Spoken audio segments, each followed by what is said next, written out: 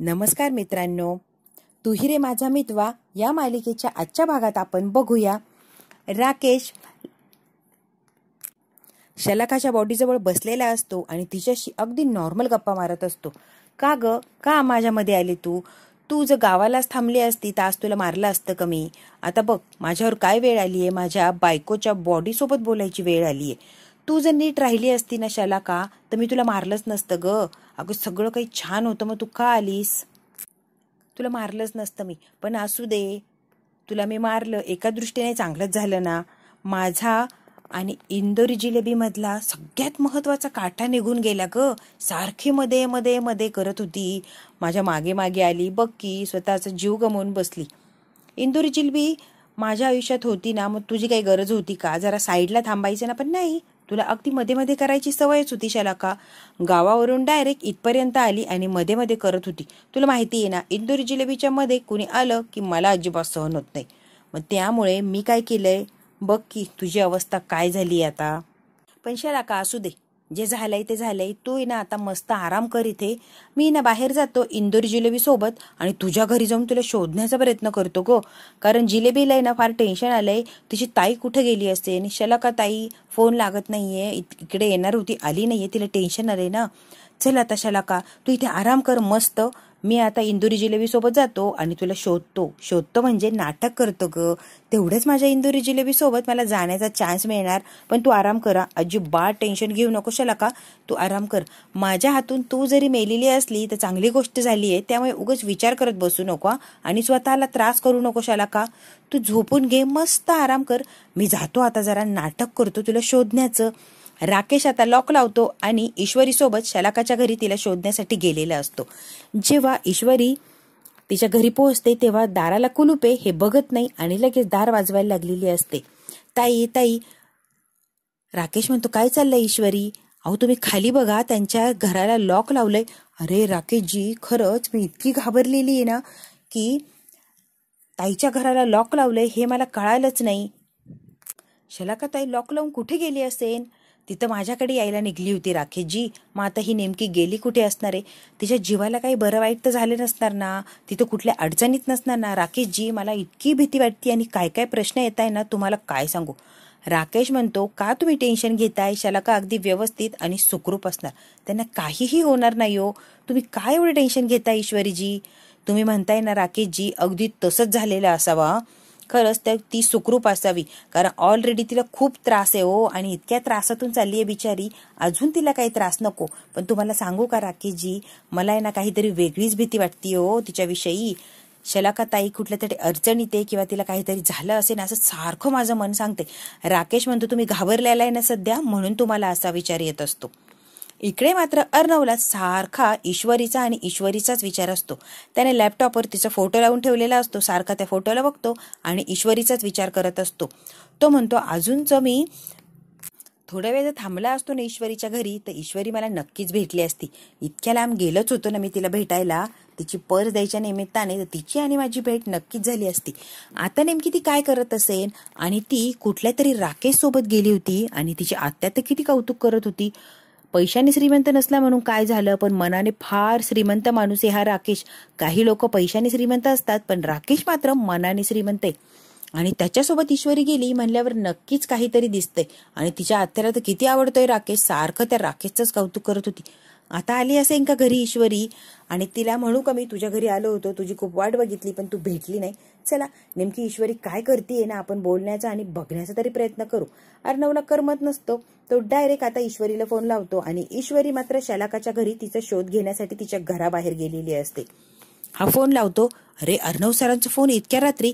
ईश्वरी पटकन फोन उचलते. हा अर्णव सर बोला की. काय ग कुठे आहेस तू? मी बाहेर आली आहे जरा राकेशजींबरोबर. अहो मी आहे ना ते. काय इतक्या रात्री बाहेर, तेही राकेश सोबत? अर्णवला इतका राग येतो. अर्णव तिच्याशी काहीही बोलत नाही आणि म्हणतो फोन बंद कर, ऑफिसमध्ये आली की आपण बोलूया. जास्त काही चौकशी करत नाही कारण अर्णवला राकेशचा आवाज ऐकून राग आलेला असतो आणि तो पटकन फोन ठेवून देतो. अरे सरांनी काही न बोलता फोन ठेवला, नेमकी काय झालंय सरांना? चला उद्या ऑफिसमध्ये गेल्यावरच कळणार. ही अर्णवसोबत बोलत असते ईश्वरी, तोपर्यंत लगेच राकेश शलाकाच्या फोनवरून ईश्वरीच्या फोनवर मेसेज करतो की मला तू फोन करू नको, मी आता गावी चालली आहे 8-10 दिवसांसाठी आणि माझ्या गावाला फोन लागत नाही, तिथे नेटवर्कचा इश्यू आहे, त्यामुळे मला फोन करून उगाच घाबरू नको आणि कुठलाही विचार करू नको, मी अगदी व्यवस्थित आहे आणि माझ्या गावाला मी सुखरूप चालली आहे. जेव्हा ईश्वरीचा फोन होतो तेव्हा कुणाचा फोन होता? अर्णव सरांचा फोन होता. अरे वा, राकेशजी कुठे गेली असणारे ही? नेमकी मला आहे ना आता वेगवेगळे प्रश्न यायला लागले. तुम्हाला सांगितलंय ना ईश्वरीजी, टेन्शन घेऊ नका, पण हे बघा, तुम्हाला जर शलाकाविषयी इतकं काही वाटत असेल तर तुम्ही एकदा फोन लावता का तिला? ईश्वरीजी तुम्ही एकदा फोन लावूनच बघा. ईश्वरी शलाकाला फोन लावायचा म्हणून फोन उघडते, बघते तर काय एक मेसेज आलेला आहे. अरे राकेशजी बघा की शलाके ताईने मला मेसेज केलाय. काय मेसेज हो? पटकन वाचा. आओ, तिने असं लिहिलंय की ती गावाला चालली आहे, तिला फोन करू नको आणि 8-10 दिवसांनी ती परत येणार आहे आणि गावी फोन लागत नाही कारण तिथे नेटवर्कचा इश्यू आहे, त्यामुळे फोन लावण्याचा प्रयत्न करू नको ईश्वरी आणि घाबरूनही जाऊ नको. अरे बापरे, बरं झालं त्यांनी मेसेज केला, आता मी रिलॅक्स तरी झाले आणि निदान त्या सुखरूप आहे, व्यवस्थित आहे एवढं तरी आपल्याला कळालं. राकेश सुद्धा देवाला हात जोडतो, देवा खरंच त्या सुखरूप आहे ना, मला बरं वाटलं. राकेशही नाटक करत असतो ईश्वरी समोर. ईश्वरी म्हणते चला आता एक तर कळालं ना की ताई सुखरूप आहे आणि व्यवस्थितच्या गावाला गेलीये, चला आता आपण घरी जाऊया. हे दोघं घरी आलेले असतात आणि खूप रात्र झालेली असते. राकेश म्हणतो ईश्वरीजी खूप उशीर झालाय आपल्याला, तुम्हालाही सकाळी ऑफिसला जायचे आणि मलाही सकाळी काम आहे, तुम्ही जा बरं आता, तुम्ही आता निवांत झोपा. आता नेमकी शलाका व्यवस्थित तुम्हाला कळायला येईना, मग निश्चिंत तुम्ही झोपा. हो ना राकेशजी, आता कळायला येईना, मी जाऊन झोपते. आणि ईश्वरी लगेच झोपायला गेलेली असते. राकेश इकडे तिकडे बघतो, पटकन त्याच्या रूम उघडतो आणि आतमध्ये गेलेला असतो. आतमध्ये गेल्यावर तो शलाकाच्या बॉडीच्या जवळ झोपतो आणि तिच्याशी मस्त गप्पा मारत असतो. आपण जशा नॉर्मल एखाद्या व्यक्तीबरोबर गप्पा मारतो तसे जिवंत असलेल्या व्यक्तीसोबत तो तिच्याशी गप्पा मारत असतो. का ग, किती गोड होती शलाका तू, किती गोड, आणि मला किती आवडायची, माझी फेवरेट बायको होतीस ना तू. मग शलाका तू का अशी घाई केली? आणि बघ की इतकी घाई केली की बस, तू हसत हसत तुझे दागिने, घरदार, सगळी काही प्रॉपर्टी मला दिली होती, तीही अगदी हसत हसत, कसला विचार न करता, कारण माझ्या प्रेमात होती ना शलाका तू. पण बघ की सगळं हसत हसत दिलं आणि नंतर रडत रडत माझा शोध घ्यायला मागे आली तू. तू जर माझ्या मागे आली नसती ना तर आज जिवंत असती शलाका. तू का माझ्या मागे आली? मला सारखा एकच प्रश्न भेडसावतोय. तू जर माझ्या मागे आली नसती ना तर आज बघ तुला मारून नसतं टाकलं आणि मला तुझ्या बॉडीसोबत गप्पा मारण्याची वेळ आली नसती. शलाका तू का चूक केली ग? आणि त्या ईश्वरीच्या नादाला लागली आणि ईश्वरीच्या नादाला लावून माझा शोध घेतीये का? माझ्यावर केस करतीये, माझ्यावर गुन्हा दाखल करतीये का? शलाका इतकी उंच उडायला गेली, बघतो आता कशी खाली पडलीये, तुला उडता येत नाही ना, बोलता येत नाही. ह्या राकेशने तुझी काय अवस्था केली आहे? शलाका जिवंत होती काही वेळापूर्वी, डायरेक्ट तिचं आता बॉडीमध्ये रूपांतर झाले. पण खरं सांगू का, मला खूप वाईट वाटतंय तुझ्याबद्दल. तुझी ही अवस्था झाली आहे ना शलाका, मला इतकं वाईट वाटतंय ना, मी काय करू आणि काय नाही असं झालंय. तू का काय केलीस ग? पण असू दे, तू गेलीस ना एका तऱ्हेने बरं झालं. माझ्या आणि इंदोरी जिलेबीमधला जो काटा आहे ना तो दूर झाला ग. आता आम्हाला दोघांना कसं मुक्त आणि निश्चिंत राहता येईल. सारखं तुझं टेन्शन मला भेडसावायचं, इकडून येते का. ती ईश्वरी सुद्धा शलाका ताईला प्रॉब्लेम आहे, तिचा प्रॉब्लेम सॉल्व्ह करा, सारखं तुझं कौतुक असायचं. पण आता आहे ना, मी रस्त्यातून तुला बाजूला केलंय, आता फक्त तुझ्या बॉडीची विल्हेवाट लावायची ग. एकदा बॉडीची विल्हेवाट लावली की मी नॉर्मल आणि अगदी मस्त जगणार. तुला माहिती आहे का, तुला मी असंच घरात ठेवलं असतं ग, पण तुझ्या बॉडीचा जो वास सुटला ना तर ह्या राकेशचं जगणं मुश्किल होणार. वेगवेगळे प्रश्न माझ्या समोर येतील. त्यामुळे शलाका आहे ना, मी आता वेळ बघतो, थोडासा अंधार पडला किंवा कुणी नसलं की लगेच तुझ्या बॉडीची विल्हेवाट लावतो, म्हणजे सगळं काही व्यवस्थित होणार आणि मीही आरामात जगायला तयार. तोपर्यंत आहे ना तू शलाका निश्चिंत हो आणि इथेच आराम करा. तू व्यवस्थित झोप ग बाई, अजिबात कसलं टेन्शन घेऊ नको. तू धावपळ केली आणि बघ की तुझी धावपळ कायमचीच बंद झाली. आता मात्र शलाका अजिबात टेन्शन घेऊ नको. राकेश इतकी बडबड करत असतो, इतकं त्या बॉडीसोबत बोलत असतो की बस. दुसऱ्या दिवशी सकाळी सगळे ऑफिसमध्ये आलेले असतात. ईश्वरी ही वेळेवर आलेली असते. जेव्हा अर्णव लावण्यासोबत काहीतरी महत्वाचं बोलत असतो आणि तिच्या समोरून चाललेला असतो, ईश्वरी लगेच म्हणते good morning sir. Very good morning sir. तेव्हा अर्णव तिच्याकडे बघतो आणि थोडा थबकतो. ही पटकन त्याच्या जवळ येते आणि म्हणते अर्णव सर गुड मॉर्निंग. ती परत त्याला गुड मॉर्निंग म्हणते. तो जरा कमी आवाजात गुड मॉर्निंग म्हणतो आणि शांत बसतो. सर थँक्यू तुम्ही माझं इतकं महत्वाचं काम केलं. काल रात्री माझी पर्स दिली ना तुम्ही, खरंच थँक्यू आणि मला खूप छान वाटलं. पण अर्णव सर, तुम्हाला एक सांगू का, मला एका गोष्टीचं वाईट सुद्धा वाटतंय हो. इतक्या लांब माझी पर्स देण्यासाठी माझ्या घरी आला तुम्ही, हे बघा, आणि तुमची आणि माझी भेट झाली नाही हो. खरंच वाईट वाटतंय. पण बघा सर, इतक्या लांब येण्याची काही गरज नव्हती हो, कारण त्या पर्समध्ये विशेष असं काही नव्हतं आणि त्या पर्समुळे माझं काही काम अडेल असंही काही नव्हतं. मला असं वाटलं की त्या पर्समध्ये काहीतरी महत्त्वाचं असेल आणि तुमची अडचण नको म्हणून मी पर्स द्यायला आलो होतो, बाकी काही नाही. पण सर, तरीही खूप थँक्यू आणि खूप खूप थँक्यू. आणि तुम्हाला सांगू का, पर्समुळे काही अडत नाही हो फारसं. आता मोबाईलमुळे काय सगळी काही कामं होतात, त्यामुळे पर्ससाठी अडवणूक अशी काही होत नाही. पण तरीही खूप छान आणि थँक्यू सर, माझ्या घरी तुम्ही आलात त्याबद्दल मला खूप छान वाटलं. आणि इतक्या काळजीने पर्स आणली ना, खरंच मला छानच वाटलं. पण सर, तुम्हाला सांगू का, तेव्हा मी नेमकी बाहेर गेलेली होती ना राकेशजींबरोबर, त्यामुळे आपली भेट झाली नाही. थोड्या वेळ तुम्ही जर थांबला असता किंवा आधी फोन करून झाला असता, तुम्ही पटकन आली असती, राकेशजींना सांगितलं असतं मला पटकन घरी सोडा, म्हणजे आपली भेट झाली असती ना सर. पण आता असू द्या. ती जेव्हा पर्स बद्दल अर्णवला बोलत असते तेव्हा मात्र लावण्याला इतका राग येतो. एक साधी एम्प्लॉय आणि त्याच्या घरी कंपनीचा मालक जातोय, CEO कंपनीचा, आणि साध्या एम्प्लॉयच्या घरी पर्स द्यायला जातोय. नेमकी या अर्णवचं चाललंय काय? आणि या ईश्वरीमध्ये असं आहे तरी काय की अर्णव तिच्या मागे मागे चालला, तीही तिच्या घरापर्यंत पर्स द्यायला. तिला खूप भयंकर राग आलेला असतो. दोघांकडे ही लावण्य अगदी रागाने बघत असते. आणि सर, तुम्ही इतक्या रात्री मला फोन केला आणि काही बोलला सुद्धा नाही. काय हो सर असं केलं? हो, मला एका डिझाईनबद्दल डाऊट होता ना म्हणून फोन लावला, पण तुम्ही कुठे घरी होता? तुम्ही एका महत्वाच्या कामासाठी बाहेर गेला होता ना. आणि अर्णव रागारागाने तिथून निघून गेलेला असतो. हिला कळत नाही याला राग का आला, हा इतका पटकन का निघून गेला, ती विचारच करत असते. पण लावण्या मात्र सगळ्या गोष्टीचा विचार करून तयार झालेली असते. ईश्वरी अर्णव गेलाय म्हणून ती नॉर्मल कामाला लागलेली असते. लावण्या पटकन तिचा हात पकडते आणि म्हणते, काय गये, काय चाललंय तुझं? अर्णवचं आणि तुझं नेमकी असं काय चाललंय आणि का मध्ये मध्ये करते आणि मागे पुढे करते सारखी? लावण्याने ईश्वरीचा हात पकडलेला असतो आणि ईश्वरीला इतका राग येतो लावण्याचा की बस, तुझे करते ना ईश्वरी ते चुकीचं आहे. नेमकी त्याला काय म्हणतात? ईश्वरी आता लावण्याचा हात असा जोरात झटकते. तुम्ही जे करताय त्याला काय म्हणतात नेमकी, कळेल का? तू ना ईश्वरी मुद्दाम त्याच्या जवळ जाण्यासाठी करतीये ना सगळं. अर्णवच्या जवळ जायचं, आसपास त्याच्या जवळ राहण्याचा मोका शोधतीये, पण याने काहीही सक्सेस होणार नाहीये. कळतंय का तुला? ईश्वरी म्हणते, या ऑफिसमध्ये एकच काम मी मुद्दाम करते, ते म्हणजे माझं काम अगदी क्लिअर आणि चोख करत असते माझं काम. मला फक्त माझ्या कामाशीच घेणं देणे, बाकीची कुठल्याही गोष्टीशी किंवा कुठल्याही व्यक्तीशी काहीही घेणं नाहीये. लावण्या, तुम्हाला काय विचार करायचा आहे ना लावण्या, तो विचार करत बसा, फुरसत मे, कारण मला काही फरकही पडत नाही आणि मला कुठल्याही गोष्टीची देणं घेणं नाहीये.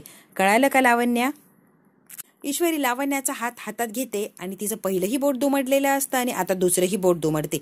लावण्या लक्षात येते का, 2 बोटं दुमडली आणि जेव्हा दोन्ही हातांची सगळी बोटं दुमडलेली राहतील तेव्हा मी काय करेल हे तुमच्या लक्षात आहे ना?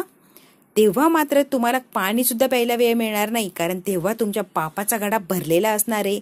लावण्या, मी सांगितलंय माझा किती नाद करायचा आणि काय. आता 2 बोटं दुमडली फक्त हाताची, जेव्हा सगळी बोटं दुमडलेली असेल तेव्हा लावण्या ही ईश्वरी काय अवस्था करेन ना, विचार करतच राहायचं, कारण मी ईश्वरी आहे. सहजासहजी कोणाच्या नादाला लागत नाही आणि नादाला लागली तर कुणाला मी सोडत नाही. त्यामुळे तुम्ही ना जरा मापात राहायचं. कळालं का लावण्या? आणि आता तुम्हाला ज्या गोष्टीचा अर्थ कळाला नव्हता ना, तो चांगलाच अर्थ कळाला असणार लावण्याजी. त्यामुळे ना आता तुम्ही तुमच्या विषयांचा अर्थ शोधत बसा. उगाच मी काय करते या गोष्टींकडे लक्ष देऊ नका आणि माझ्या गोष्टींचे अर्थ शोधायला जाऊ नका. तुम्हाला मी समजून सांगितलंय ना, त्या गोष्टीचा फक्त विचार करा. लावण्याजी, आता चांगलंच कळालं असेल ना, या आता मलाही काम करायचंय. ईश्वरीने चांगलाच अपमान केलेला असतो लावण्याचा आणि चांगलीच खरी खोटी सुनवून लावण्याचा आवाजच बंद केलेला असतो. कारण कसं आहे ना, समजणे वाले को इशारा काफी है असं मला वाटतं. लावण्याचा अपमान केलेला असतो, त्यामुळे रागारागाने तिच्या केबिनमध्ये ती निघून गेलेली असते. राकेश आता परत कपाट उघडतो आणि त्यांनी कपाटात ठेवलेली असते आणि कपाटात तिच्याशी बोलायला लागलेला असतो. शलाकाला म्हणतो, शलाकाजी, तुमची लवकरात लवकर विल्हेवाट लावायला लागणार आहे. तुम्हाला जास्त दिवस इथे ठेवून चालणार नाहीये, कारण आता तुमची बॉडी सडायला सुरुवात होणार आणि बॉडीचा एकदा वास यायला लागला की माझी फजिती होणार. त्यामुळे ना लवकरात लवकर तुम्हाला इथून काढून टाकायला लागणार आहे. त्यांनी कपाटात ठेवलेली असते आणि तिच्याशी तो कपाट उघडतो, त्याला वाटेल तेव्हा बोलतो आणि परत कपाट बंद करत असतो. शलाका, मी दिवसाढवळ्या विल्हेवाट लावणार नाही. रात्री कुणी नसलं ना की अंधारात निवांत काम करतो आणि निवांत तुमची विल्हेवाट लावतो. तुम्हाला काही त्रास व्हायला नको ना. शेवटी नवरा आहे मी तुमचा. शलाका, शेवटपर्यंत तुमची काळजी घेणार. तुम्हाला कुठल्याही प्रकारचा काही त्रास होऊ नये म्हणून मी सगळी काही व्यवस्था करणार शलाकाजी. तोपर्यंत तुम्ही ना अशाच कपाटात राहा. आणि हे बघा, कपाटात छान दिसतं हो कपाटात. आता राकेशजी सोबत बोलत असतो तितक्यात नमू आलेली असते. राकेशजी जोरात दार वाजवते. हा पटकन कपाट बंद करतो आणि दाराजवळ जातो. कोण आहे? अहो राकेशजी, मी आहे नम्रता, तुमच्यासाठी नाश्ता आणलाय मी. आणि राकेश लगेच कपाट बंद केलं की काय बघतो आणि दार उघडतो. काय? अहो राकेशजी, तुम्हाला आमचे इंदोरी पोहे आवडतात ना? मग आत्या म्हटले की राकेशजींना पोहे नेऊन दे. मी तुमच्यासाठी पोहे आणली आणि गरम गरम आहे, लगेच नाश्ता करून घ्या तुम्ही. हो करतो की. कशासाठी आणलं? नको, आत्या म्हटली ना म्हणून आणलं. तुम्ही खाऊन घ्या. हो खातो की. का हो राकेशजी, काही टेन्शन आहे का? काही नाही हो, थोडी कणकण आली आहे ना. थांबा तुम्ही, मी लगेच औषध घेऊन आले. नका नम्रताजी, आहे माझ्याकडे औषध. मी आता जरा खातो आणि आराम केला की मला बरं वाटेल. मी आता खाऊ का जरा? हो नम्रता म्हणते, हो तुम्ही खाऊन घ्या आणि आराम करा. नम्रता निघून गेलेली असते. हा पटकन आतमध्ये येतो आणि दार लावून आता कपाट उघडतो आणि परत राकेश पहिल्यासारखा बोलायला लागलेला असतो. शलाका, बघ की मला खूप आवडतात ना पोहे, माझ्यासाठी बघ किती प्रेमाने पोहे आणलेत. तू खाणार का पोहे? पण नाही का, आता तू कशी खाशील? बॉडी कधी काही खाऊ शकते का? पण जाऊ दे, माझ्यासाठी त्यांनी प्रेमाने आणले. पण तू नाही कधी केल्या माझ्यासाठी इतके प्रेमाने पोहे. बघ त्यांनी कशी इंदोरी पोहे करून आणले. पण तू ये ना माझ्यासाठी कधीच पोहे बनवले नाही. शलाका, का ग असं वागली तू? पण आता असू दे, यांनी आणलेत ना पोहे, मी पोहे खातो आणि जरा विचार करतो ग मी आता नेमकी काय करायचंय. तेव्हा तू आहे ना आता कपाटात आराम कर. मी आता पोहे खातो आणि तुझ्या बॉडीची कशी विल्हेवाट लावायची आहे ना, मी जरा विचार करतो. चल, तो कपाट लावतो आणि आता पोहे खाण्यासाठी बाजूला आलेला असतो. शलाका, आता तुझ्या बॉडीचा वास येण्याआधी ना तुला मी कुणाच्या नकळत तुझी लगेच गायब करतो आणि व्यवस्था लावतो. राकेश आता विचार करत असतो हिची बॉडी कुठे न्यायची आणि विल्हेवाट कशी लावायची. तो आता विचार करतो आणि मस्त पोहे खात असतो. इकडे लावण्य ऑफिसमध्ये इतकी चिडचिड करत असते. हा असा कसा वागू शकतो? याला कळतंय का हा कोण आहे, काय? आणि त्या ईश्वरीचे काय मागे मागे करतोय? ईश्वरीमध्ये काय एवढा इंटरेस्ट आहे? तिच्या मागे पुढे करतो. खरंच अर्णव काय वागतोय ना, मला काही कळतच नाहीये नेमकी त्याचं वागणं काय. इतकी चिडचिड, इतकी बडबड करत असते की बस. तितक्यात तिथे अर्णव आलेला असतो आणि अर्णव येतो आणि म्हणतो, लावण्या काय रे? अगं तू किती चुका केल्या आहे? तू काम करतेय का काय करतेय? लक्ष कुठं असतं तुझं? आणि 12 चुका आहे, 12. दे इकडं, मी क्लिअर करते. असू दे, आता दिलंय मी ईश्वरीकडे, ईश्वरी करणारी क्लिअर. पण लावण्या, मन लावून काम करता येत नसेल ना तर काम करत जाऊ नको. हॅलो, तुला कळतंय का? या कंपनी म्हणजे माझ्या मामाचे सुद्धा शेअर्स आहे आणि माझ्या मम्माने मला उगाच नाही इथे पाठवलंय. त्यामुळे बाकीच्या एम्प्लॉय सारखं मला ट्रीट करायचं नाही. अर्णव, काय म्हटलीस तू? बाकीच्या एम्प्लॉय सारखं? अगं तू बाकीच्या एम्प्लॉय सारखीच आहे. ज्या दिवशी तू इथे जॉईन झाली ना त्याच दिवशी तुझ्या मम्माने मला सांगितलं होतं की हिला स्पेशल अशी काही ट्रीटमेंट देऊ नको, बाकीच्या एम्प्लॉय सारखंच हिला वागव. त्यामुळे ना जे चाललंय ते असंच चालणार आहे. उगाच मला शहाणपणे शिकवायला जाऊ नको. आणि नसन तुला काही कळत ना तर तुझ्या मम्माला विचार, तुझ्या मम्माने मला काय सांगितलंय. त्यामुळे उगाच आहे ना माझ्या डोक्यावर बसायला जाऊ नको. लावण्या, कळतंय का तुला? आणि अर्णव, तू म्हटला तेही जर खरंच असेल तरीही तू सारखाच माझा अपमान करणं योग्य नाहीये. मी ईश्वरी देसाई नाहीये उठून सुटून तू माझा अपमान करायचा. अगं हो ना लावण्या, तू ईश्वरी देसाई कधी होऊ पण शकत नाही, कारण ईश्वरी देसाई खरंच ग्रेट आहे. ईश्वरी इतकी ग्रेट आहे, तिचं काम चोख आणि परफेक्ट करते. त्यामुळे तू तिच्यासारखी कधीच होऊ शकत नाही. आणि लावण्या, ईश्वरी होण्याचा प्रयत्नही करू नको, कारण तुला तसं जमणारही नाहीये आणि ईश्वरीसारखं वागणं तर अजिबात नाही. त्यामुळे तू ये ना त्या गोष्टींपासून जरा लांबच राहा. ईश्वरी आहे लावण्या, त्यामुळे तसं होण्याचा प्रयत्न अजिबात करू नको. ईश्वरीचं नाव घेऊन किंवा ईश्वरी चांगली आहे हे म्हणून अर्णवने परत एकदा लावण्याचा अपमान केलेला असतो. अर्णव लावण्याला खूप बोलतो, अपमान करतो आणि रागाराग निघून गेलेला असतो. अर्णव गेल्यावर लावण्यालाही खूप राग आलेला असतो. ती सगळ्या वस्तू फेकझोक करते आणि म्हणते, ईश्वरी तुला इथून घालवण्यासाठी मी काहीही करू शकते. ही लावण्या काहीही करू शकते ईश्वरी, तुला फक्त इथून घालवण्यासाठी. आणि तिचा राग व्यक्त केलेला असतो आणि आता ती सुडायला पेटलेली असते. काही झालं तरी या ईश्वरीला इथून काढायचं म्हणजे काढायचंच. हा भाग इथेच संपतो. पुढच्या भागामध्ये राकेशकडे 2 फोन असतात. नम्रता म्हणते, राकेशजी तुमच्याकडे 2 फोन आहे, मला माहितीच नव्हतं. आत्या म्हणते, अरे वा राकेशजी तुमच्याकडे 2 फोन आहे, मला आजच कळालं. राकेश आता घाबरलेला असतो. दोघींनीही त्याचे फोन बघितलेले असतात. त्याच्याकडे 1 फोन आहे असं माहिती असतं. पण आत्या आणि नम्रता सोबतच विचारतात, राकेशजी 2 फोन आहे खरंच? आम्हाला माहिती नव्हतं. हा, राकेशजी घाबरलेला असतो आणि शांत असतो. इकडे ऑफिसमध्ये ईश्वरी परत शलाकाच्या फोनवर फोन लावते, पण फोन कट झालेला असतो. ईश्वरी म्हणते, शलाकाताईंनी फोन का कट केला असेल? ईश्वरी फाईल द्यायला आलेली असते अर्णवला. अर्णव म्हणतो मिस्टेक नाहीये, पण खूपच मोठी मिस्टेक आहे. रात्रभर भटकत बसायचं उशिरापर्यंत आणि ऑफिसमध्ये आलं की झोपा काढायच्या. मग कसं कामामध्ये चुका करायच्या आणि चुका झाल्या की सरांना टेन्शन येणार. पण तुम्ही मात्र रात्रभर फिरत बसायचा. ईश्वरी काय करत होता इतक्या उशिरापर्यंत? आणि तुम्ही तर राकेश सोबत इतक्या उशिरापर्यंत फिरायला गेला होता ना. आता नकळत अर्णवने ईश्वरीला प्रश्न विचारलेला असतो. आता बघूया ईश्वरी नेमकी प्रश्नाचं उत्तर कसं देते आणि कशी रिॲक्ट होते हे मात्र आपल्याला उद्याच बघायला मिळेल. हा भाग इथेच संपतो. व्हिडिओ आवडल्यास लाईक शेअर सबस्क्राईब नक्की करा.